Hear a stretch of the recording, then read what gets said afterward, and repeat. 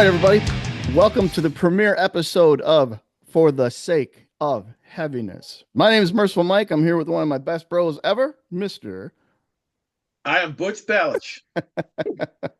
Good to see you, Butch. We're Good gonna to get see this. you, man. This is our first premiere. This is our first episode, so we'll work the bugs out as we go along. But I guess we'll start with a little background information. I first got to meet Butch back in 2011. I was doing a Doom fest called Days of the Doomed, and I had his band Argus join us for 2011. And yeah, I would say we hit it off pretty well, discussing all things heavy at that time. Heck yeah. Yeah, we met then. You had us on in 2012 too, and we could probably insert that picture of the two of us to show everyone You mean that what good friends we classic be. embrace? Yeah, but yeah, I, we've been friends for years. I mean, you and I, bonded over doom and metal, and then just in general in life, man. You were there for me in times when I needed a friend most, and so we're just friends. We both love metal, and that's why we're here. That's exactly why we're here, and I agree too. It's metal that brings all kinds of people together, and that's where the friendships are molded in metal. So I Yeah. guess what we decided to do today, since it's our first episode, is how did the two of us what drew us to metal? So we've compiled our top 10 albums that got us into all things heavy. So for the sake of heaviness, Butch, I will let you go first. All right. Um, so the first one goes back to when Butch was just 5 years old. And I can't say that this record, you know, at 5 years old, I can't say this record actually like I didn't become a crazy metalhead at the time, but it did open the door to me, specifically to this band, which I'm sure everyone knows what band we're going to be talking about here. But you know, Kiss Destroyer was the album that's kind of like put hard rock on my radar. For sure. Everyone was into Kiss back in the '70s. Um, and it got down to kids my age that were 4 or 5 years old. I mean, I was 5 when this record came out. In fact, I think I was just over 5. And this is the first one I had. This is not that copy. Obviously, my grandmother actually bought it for me on 8 track. I wish I still had it just I for. started on 8 tracks also. Yeah, it was awesome. I mean, the 8 tracks with the tracks getting cut off in the middle, and for years I would listen to that. It was like it was my only 8 track for Yep. years. But I mean, so it just it opened the door to me to hard rock. It was something that I listened to.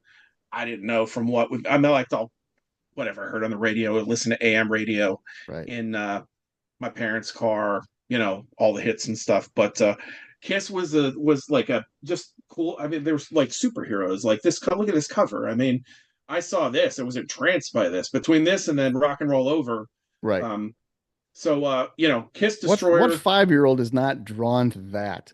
I know. How can you? I mean, they're like superheroes. I mean, look at them. Just the city in flames behind them, and it was just. I would stare at this cover like, Yep. um, or squint at it as it were, as it was an 8 track. But the image just fascinated me. I mean, this is just crazy. This was crazy to me at the time. And I still love this record to this day. It's one of my favorite hard rock records of all time. So that's my first one. All right. Well, not not shocking And at favorite all. track, Detroit Rock City. Detroit Rock still. I'm gonna go with you on the same thing too. I was same age, 5, a little more, and when you're at that age, like you were saying, you're so impressionable, and at that time period, I mean, you could not escape Kiss. They were Right. literally everywhere. And I remember walking through one of the local malls with my family, and I'm like, wow, just like you said it with the Destroyer, I was like, who is this? Who is this? Right. This is awesome. So I've always referred to Kiss as my gateway drug to all things that are heavy. So Rock and Roll Over is my first pick. And yeah, same thing. That cover just draws you in. And same thing. I got this on 8 track too, and I can't remember exactly what song it was, but you know how sometimes they would not match up with the tracks and they'd fade in Yeah. and then they'd fade back up. So some songs I still hear, and I've got that fade out and fade back in Right. all the time. The Ace Frehley 8 track was like that too, with Speeding Back to My Baby, I think. But anyway, so yeah, this was my first taste of Kiss. I got this, I think, for Christmas from an aunt, if I remember right. And it was a little misleading at first because I Want You was the first song. It Right. starts off all mellow, and I was sort of like, this is what everybody's going crazy about, and my little 5-year-old brain. But then when it kicks in, then I was kind of like, okay, this is fun. So yeah, my number one, my first foray into heaviness was Kiss's Rock and Roll Over. Yeah, funny story about that one for me. It's funny to me anyway, is and it's one of my earliest memories of listening to Kiss is there was a kid two doors down from me. We were the same age. Our mothers were friends. Um, he had a record. His record player was like right behind as you'd come in the door, it was right off to the left. It was one of those old pieces of furniture Sure. kind of things. With the And we slide put, top on it. yeah, put that record on. And I can remember putting the needle back and forth on it because when it came to the stutter and I Want You, we thought at 5 years old, nothing was funnier than Paul Stanley going, babe. So that's my like one of my earliest memories of, just listening to a rock record, but it was funny. We literally like would listen to that part Yep. over and over and over again. And that stays What's in your your favorite brain. track on that record, by the way? Probably Take Me. That's just such a good song, and it just drives it home. And we got lucky too on the reunion tour. The first show in Chicago that wasn't on the set list, and then we went back again in October, and they had changed it up a little bit, and they played that song. They played "Take Me" on that show, and I think it Nice. was one of, I don't know, just a handful of shows where they kept that in the list. But that's always been a big favorite, Yeah, I love and that song. yeah, it's awesome. That's a gooder. All right, number two. All right, number two. And I'm going in chronological order of my life here. I'm like That's kind of organizing what them I'm like, doing too. Yeah, yeah, I mean, this is just loosely these anyway. aren't all necessarily in my top 20, 25, 100 records of all time or Right. anything or the most influential on me, but these are the ones that like drew me into it. So the second one, I guess around it must be around fifth grade, fifth or sixth grade or both. We had an art teacher that he used to let us listen to records in art class. If we brought him in, I don't think he let us play anything too crazy, but kids were bringing in stuff like we listened to Joan Jett. Um, That's crazy we listened awesome. to the Grease soundtrack, stuff like that. But there was a kid I was in class with that his brother was into hard rock. He was older, was into hard rock like Ozzy, Hmm. and he'd come in and talk about Ozzy, and um, he brought in records by this band. Ah, there you go. And the one actually I remember him bringing in most is High Voltage. Okay. But this was the first AC/DC record that I bought around that. It was around that age. This came out around that time here in the United States. Right. That is, and you know, it was like one of those things. Like it was introducing me to these, to the sound of hard rock. I'd Right. listen to. I only would hear what's on the radio up to that point, except for what records I had. So Sure. I had Destroyer and 8 track. By this point I had Unmasked, but I got that at the same time as like Devo, Freedom of Choice, and Blondie's Auto American. So you could see I'm all over the map. So Right. Right. I bought this record and played the hell out of this one. Of course, I love the title track, and of course, what kid at that age I know doesn't where you're think going. "Big Balls" is the funniest song of all time? And I still love Rocker. I still love Rocker. That's a It's great so tune. short, just powerhouse um, song. I think I definitely spent a lot more time on side one than side two. Right. But it was an important record in that way that um, it was just one of those things at that age. I was like something I thought it was cool. I mean, I thought this was a cool Sure. record, and And it's one of those I'd sit albums too. I think AC/DC is one of those, formative year groups too. They'd had, a couple albums under their belt, and they were hitting cruise control as to where they were going. And then at our age where we came in and picked up on that, right. there was a little bit more to choose from than say one or two albums. So that's a Yeah, and good I was pick always though. fascinated by their covers in the stores. You just Yep. flip through records and see, Highway to Hell and If You Want Blood and all Yep. of Power Age. Like It, these yeah. album jackets were so cool to me. Especially when you don't have any clue what they sound like yet. We were I just know. talking, some friends and I were talking too.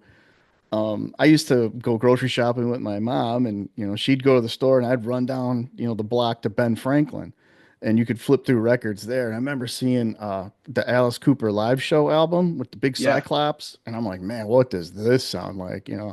So yeah, it is cool when you're that young, your imagination just runs wild with you. It's like, what does it sound like? So that's a good pick. All right, this one might throw you for a little bit of a loop. I think some people might question the heaviness of it all, but I'll preface this by saying that Kiss was my entire world. There was no other bands that existed to me besides Kiss. When Peter Chris quit or was fired, however you want to look at that, and I didn't even know that until I watched Kids Are People too on Sunday morning. I heard Kiss was going to be on, Uh-huh. and then I'm like, who's this Eric Carr guy? And that threw me for a loop, and I Same here. completely washed my hands of Kiss. I was so upset with them. Like, no, no, and then I heard parts of Unmasked, and I was like, no, I'm done. So, and it was kind of a fork in the road too, because my friends and I started to kind of discover some other things after Kiss kind of tanked, and it seemed like one group of friends went the Rush direction, and then the other group, with me included, we went with REO Speedwagon. Now, I know some of you are like, "What are you talking about?" But I will tell you, and to this day, I will defend this. I will die on that hill. The stuff that Gary Richrath did prior to 1982 is just amazing and carried Facts. this band and kept things heavy. I mean, if you listen to the live album, my God, the guy is just insane, and I think he should be included in every single greatest guitarist of all time. He's just so underrated. So I really dove headfirst into 1982 and back from REO Speedwagon and just ate it up, and it just opened up another door for me. I was like, wow, there is music outside of Kiss. And then this helped me was like a springboard. Then I really started to go, okay, well, what else is out there? So I have a true love for REO Speedwagon to this day and always will.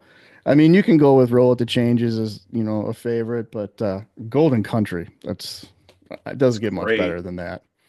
Yeah, So that album, of course, everyone, people of a certain age, our age, will always remember being in skating rinks and hearing on Keep on Loving You or In Your Letter, and everything from that High Infidelity record was oh that, yeah. blew up. And when I got that on cassette, and I was like, wait a second. Like some of this stuff, like Keep Pushing, and Right. some great part. Golden Country is great. Music Man is Music cool. Like Man's fantastic. Yep. just so many great Riding a Storm Out, like so many great songs in that band's catalog. So great pick, man. Yeah, Definitely. I think a lot of people too, they get kind of caught up in like the bubblegum aspect of it. And they really kind of started to fluff after High Infidelity. But Yeah, man, that early stuff, and like I said, I gave Gary Richrath to almost all the credit for carrying that band and keeping them heavy like that. So, but definitely. all right, what do you got for number three? All right. We're going back to Kiss for Okay. this one. Now, this is around the age now where um, I'm getting introduced to music, and I'm hearing things. I don't necessarily have like a collection brewing, but I got a couple records here and there, and I'm hearing like um, Ozzy's the songs from Diary of a Madman. I didn't have the record, but my mother had friends she met through Parents Without Partners who had kids that were, and they were older than me by many years. And I remember being over at the one the one woman's house, and her son and my mom's friend Ronnie's son Donnie were listening to Diary of a Madman, and I was like blown away by that stuff. So it was that, and then this kid at school is bringing in AC/DC, and I'm listening. I'm into Cheap Trick at this point. I Oh used to yeah. sit and watch MTV like constantly. I'm hearing Rainbow for the first time, and I'm Girl School, and all this stuff they played back then on MTV, and there's stuff on the radio that like my mind is just expanding to music. So I go in the record store, and I am drawn to this album cover. Yeah. I'm like, I hadn't listened to Kiss in a while. I mean, yeah, I had Unmasked, but I didn't hear The Elder. I kind of like they just kind of like were in the back of my mind. Sure. And I saw this cover and I'm like, oh, that's cool looking. I'm buying that. Um, I still have the original. My original is autographed. I have it. Which Gene autographed it with a black pen like over his eyes. So a lot of good that does me if I want to Thanks, show it Gene. off. But I still have my original record in a sleeve like sitting around here. But I this record's awesome. I mean, Yeah. so heavy. And this was, the band like coming back, a statement of intent from them. And although it didn't do well at the time, obviously, Yeah. it's become a fan favorite, and a lot of their set list was. But I would listen to this record all the time, like all the time, like just play it, flip it over, side two. Then I love it loud at the time. In my it's not my favorite one on the record now, but Right. I loved it. Sure. Creatures of the Night, Saint and Sinner, like every song on here. Keep Me Coming was one of my favorites at the Yep. time. Danger, still one of my favorite Kiss songs, one of their most underrated.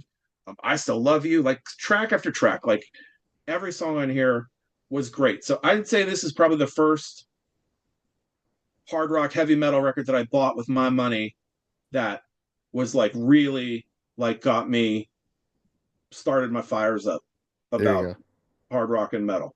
So, and Kiss just, between Destroyer being already like apt to being a fan, and so like this record just cemented it. So Kiss was my favorite band for still in my top two, three bands ever. That's awesome. And good for you for, grabbing that, right when it came out because I did not come back to Kiss for quite a while. And I didn't get a full appreciation of that album until a couple of years later.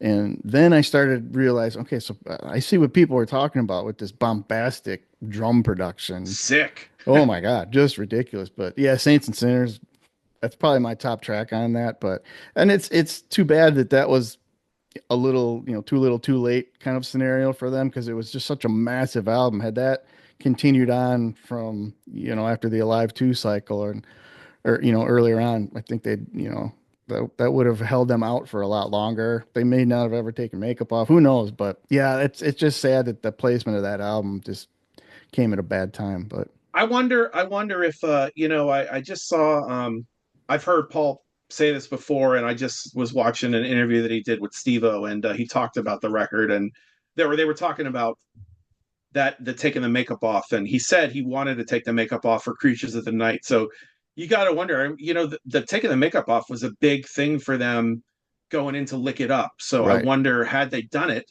in '82, hard rock is like and metal is starting to get a little bit more popular Hmm. at the time, and had they done it then, if it would have launched them. I mean, Lick It Up did the trick for them, but Right. it'd be interesting to know how this record would have been received had they said, fuck the makeup Right. at that Yeah. point. Yeah. You never know. That's one of those things that, Kiss fans, we go back and we we Yeah. sweat over those scenarios for forever thinking what could have happened. So, all right. So this wasn't my first intro to this band, but this is the album that absolutely did it for me.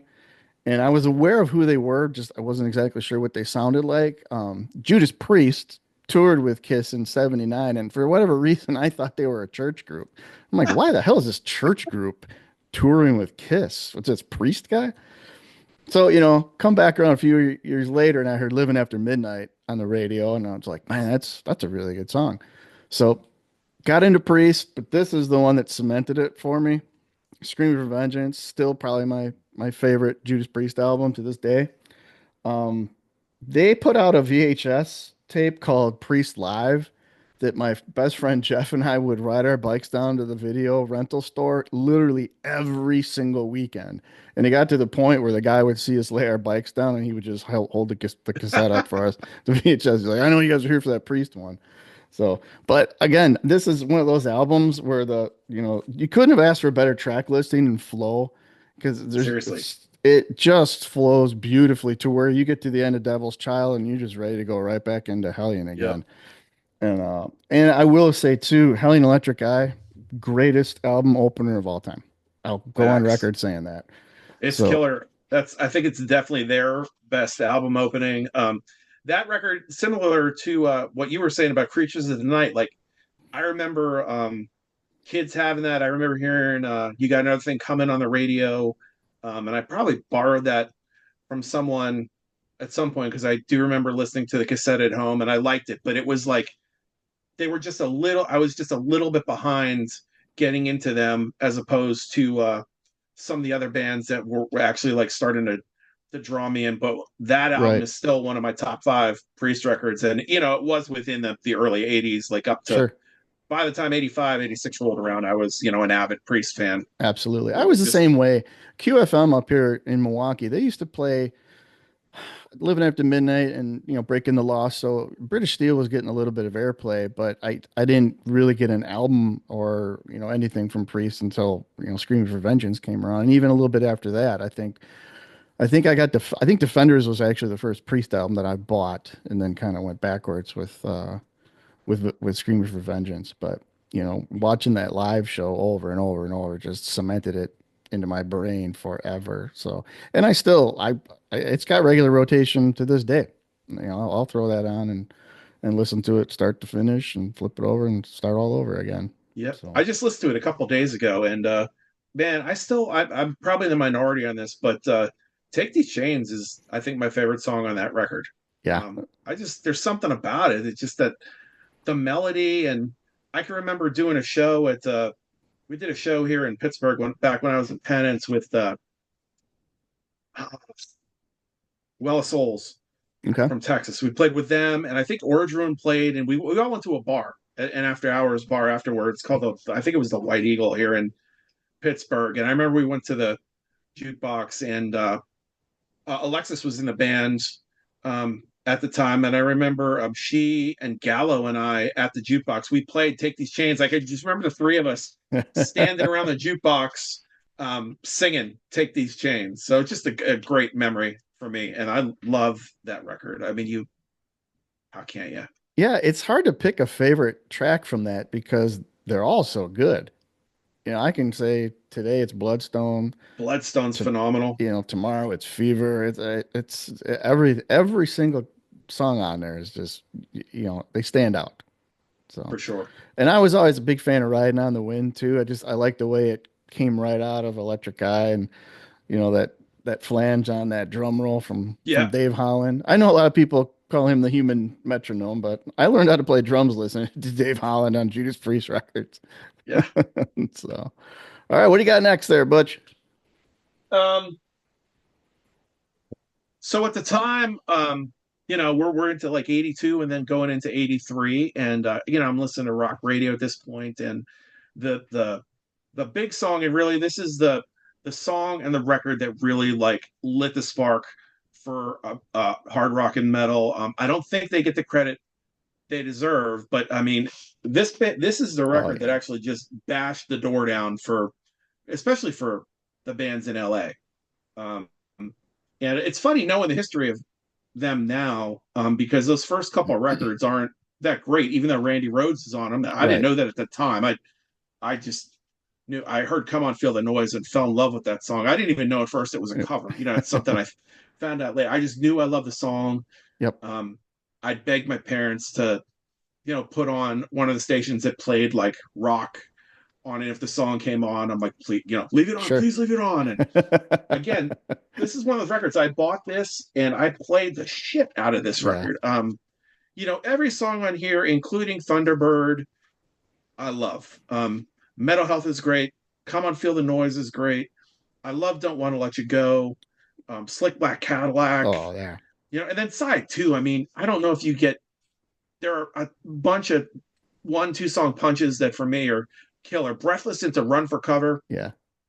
phenomenal. Like I just love this record, and it's a shame. Like I think Condition Critical is pretty good, but I think that record being maybe a half step down, and Kevin DuBrow shooting his mouth off, kind of like Yeah. killed their momentum. But this record is so good. It's definitely one of the best hard rock albums I think ever recorded. And this was really like, this was the first time, the first time I bought a record, and I'm like, okay, Right. I'm like, now I'm a metal This fan. is yeah. Like this is it.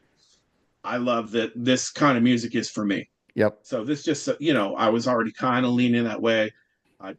Songs here and there.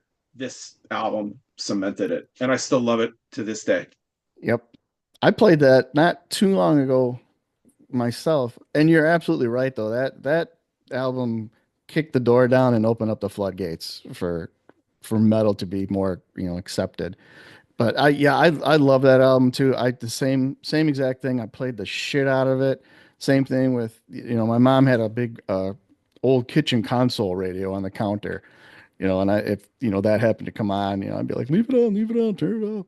Yeah, But I think too, isn't the story behind Come On Feel the Noise that they didn't want to do that, so they intentionally tried to like just yeah. ruin the song when they were recording it? The label wanted them to do it, and they were like, they didn't want to, and Yeah, they purposely like played it. Supposedly, I mean, I don't know how you could hear the track and think they tried to butcher it, because the track that ended up on the record is what they played.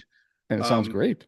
and it does sound great. So I don't know if that's just a story they made up. I know they say they didn't want to do the song for sure, and that Yeah. I don't know how much truth there is in the story about them purposely trying to butcher it. But if that's butchering it, they did a great job, because the song did great, and the album was the first hard rock metal record to go to number one. Number So one. Yeah. Yeah. And yeah, I love the fact too, and I didn't know it back then, that it was a Slade cover, but I grew to appreciate, when bands would throw a cover on there, because then it just opened up my door a little bit more, like, oh, okay, who's this? So I love discovering, new bands in that manner too. I know that we all used to scour the liner notes and the thank yep, you lists, but back at that early time when you found out it was a cover, okay, well, I don't know who Slade is, but that song rules, so I'm gonna go check out Slade. That was just all part of the whole aura of discovering all of that new music, and it's like me and Darren were talking about this too. It's like you will forever chase that high of the discovery of when you were yep, young, if you could go back and hear things for the first time again. So, but all for right, I'll sure. move along. What are we on here? Number five, I think. I think so. I lost count. That was my So, number four. okay. All right. So here's mine. I'm backing up a little bit. So the original Black Sabbath, we'd been into to Kiss and Priest and, searching for those heavier avenues. And we backed up a little bit and we started hearing a little bit more Sabbath. And the first time I heard the title track, so slow and plodding and scary. Yeah, definitely. So we played the living hell out of this one when we finally discovered Black Sabbath and thought, man, this is what we need in our life right now. And this is probably the single biggest album that really got things going of like, okay, what else is comparable and heavy as this? There were some things bubbling on the horizon that I'll get to in a second here, but this is the one that really planted in our heads. Okay, this is heavy. Where are we going to go from now? Yeah. So, but yeah, but you can't talk about anything heavy without bringing that one up.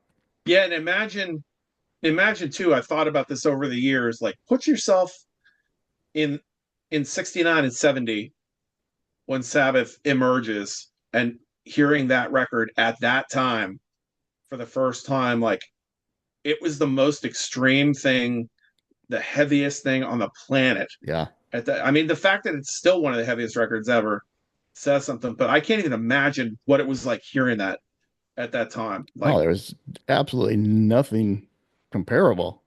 That literally blew minds back then. I was like, what is this? What the hell is this?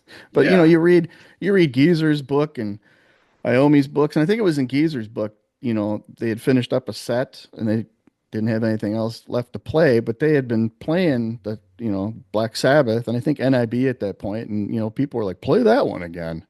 So they would go back and play it. So they knew they were onto something. And then there was yeah, for people like you sure. and I too, when we discovered it, that just did it for us. Yeah, for sure. All All right. What, right. what do you got coming up? So my next one, hot on the heels of Quiet Riot. Now I'm watching. In addition to listening to Z95, was the big rock radio station in the Allentown Lehigh Valley area where I grew up. And college radio would come into play within a couple years for me. But at the time, Z95, and then I was able to get a station out of Philly, a couple of them actually. One was WYSP, and the other one was WMMR. Darren, Fred knows both. Anyone from Philly would know those if you're into rock. So Sure. you'd start to hear like some of the rock stuff was getting played on those stations. Now you were hearing, you'd hear Lick It Up on there, or you'd hear Judas Priest, or you'd hear Quiet Riot, and Right. you'd hear, of Triumph and Zebra and Rush and things like that. So I remember seeing like a clip on MTV that I don't know if it was like what was coming, but anyway, the first time I heard "Looks That Kill," I immediately had to have. Now, this is like a weird version. This is the Columbia House issue of this album that doesn't have the pentagram on it. Oh, Which, no kidding. yeah, I mean, now my Oh, my original, I had this on cassette originally, and sure. my cassette I was just gonna say the cassette had the pictures on there. Yeah, looked like okay. this, which always kind of bummed me out because I love the pentagram. And then, but years later, I get this, and I thought, oh, it's kind of cool. I mean, that it doesn't have the. It's a beautiful copy I of the never record, realized but the club pressings didn't have the embossed pentagram on there. That's I don't kind know of if they cool. all don't or what. You remember like Columbia House when you bought tapes from them or RCA, they They had were the always like they had the big skint. white bars on there. Like the cover was a Yeah, little square of the album, the and then it had the bars white. and it Yeah. was they were always like skimpy. They didn't put the lyrics in or pictures, but this record, man, I mean, for a kid at like I'm like 12 at this point when this record came out, and the first time I'd seen a picture of these guys was in like a Cream magazine, and it was one of those pictures from around the time of Too Fast for Love. They get the pentagram behind Yeah. them, and um, that whole Yep. satanic thing going on, and I was like, what is that like? And I bought this, and again, it's just one of those records. Like I played this so often. I loved "Looks That Kill." It was one of my favorite songs in the world at the time. Um, I loved "Too Young to Fall in Love." Red Hot, still my favorite song on this record. "Shout at the Devil," so heavy. Yep. That intro in the beginning was always fun. Just everything about this record I thought was cool, even down to "God Bless the Children of the Beast." Yep.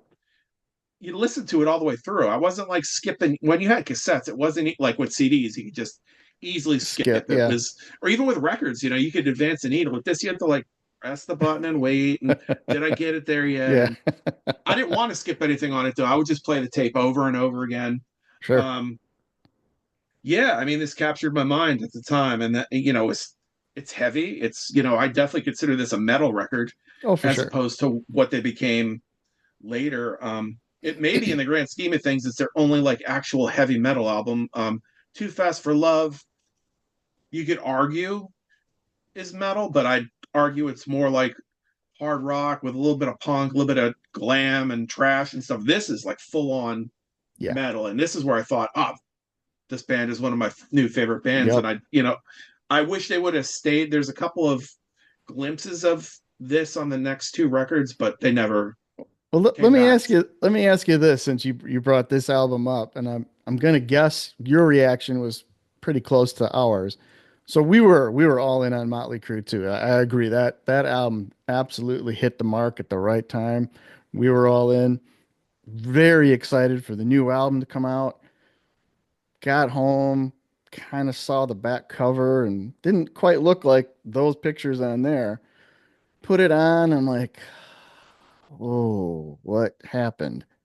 And I was so disappointed. I mean, I guess I pretended to like it for a while because it was Motley freaking Crue, I was like, Yeah. but I after a while I was like, no, this just isn't Motley Crue anymore. And I never looked back after that album. That was it. I was done. I didn't listen Yeah, to anything else. I bought Theater of Pain when it came out, and I remember getting it and put it in, and right away on the first song, City Boy Blues. It's not that it's a bad song, but you got slide guitars and stuff Yeah, going right away, and there's only a couple songs on there that really like sounded like what I wanted. I wanted more of what's on Shout. You only right. got it on Use It or Lose It. Um, Fight for Your Rights has some of that. There's a couple of tracks on there that are heavier. but Louder Than Hell is kind of like that. But overall, I mean, it was fun at the time. I mean, I was a Yeah. kid. It was, again, when you only have like 12 or 20 cassettes at the time. I don't know how many I had at the time, but you were Right. buying them. You didn't have all kind of money. You bought them You as got them they'd for come your out, and birthday or Christmas, yeah, and you'd yeah. build your collection. So you'd listen to it a lot, and I Right. I did listen to it a lot, but it's not. I'm like you. It's not a record I go back too much. And after this, I was still like kind of riding on with Motley Crue. I kind of rode the feeling on Shout at the Devil for a while, where I was like, girls, girls, girls came out. I heard my buddy got it, and I loved Wild Side when Yeah. I heard it, but a lot of that record didn't do much. Same with Dr. Feelgood. I remember liking that more than the two before it, but over the years, they don't really move the needle for me. But those first two records are still among my favorite. It's a shame because I just feel like there was so much potential in the metal version of Motley Crue, and I don't know, they never went back to it, No, and they and never. I yeah, I agree because they perfected it. Within two albums, they had it perfected. And to just dumb it down as much as they did on Theater of Pain, I mean, I know that was kind of becoming the flavor of the month. Things went that way, and yeah, but it's man, I remember just being so disappointed in that, and I couldn't come off of it, and I kind of like I did with Kiss, like, oh, that's it for me. I'll move on to some other stuff. Yeah, it definitely worked for them though. But in terms of like people like us, I think that they were willing to risk that part of the Yeah. fan base to build it. I mean, they built a huge, those records were huge Oh, at they the time. So they had a plan and ran with it, and it definitely worked out okay for yeah, them. So. All right. I'm coming up with another one that was right in, the same, a couple of years that really cemented where I was going with heaviness and metal. And I can't not stress enough how humongous of a record this was. Um, I had Peace of Mind first, and because the Trooper was really big at the time when I finally, right. started to discover Iron Maiden, and then you always backtrack, and then this just did it for me. Like I can't even begin to tell you how many times we played this. And funny story is kind of like you had an art teacher that let you guys bring in records. I was a county kid, so we were bus riders. We rode the bus to school, and our Right. bus driver was super awesome. So we always had a boombox in the back of the bus. And every Monday, everybody'd be like, "Hey, here's my new tapes that I got at the mall this weekend." And that's another like crazy place. I learned about a whole lot of new bands is like, some of Yeah. the older kids, what they brought. But we would listen to Number of the Beast on the bus over and over and over again. And I got real fond memories of that and, playing drums on the seat in front of you and everything. And another thing too, Iron Maiden had video pieces that came out in conjunction with Peace of Mind. So we would rent that one all the time too and watch all these old Iron Maiden videos. And they had the Trooper and Number of the Beast and Run to the Hills. And oh my God, Yeah. we'd play that all the time too.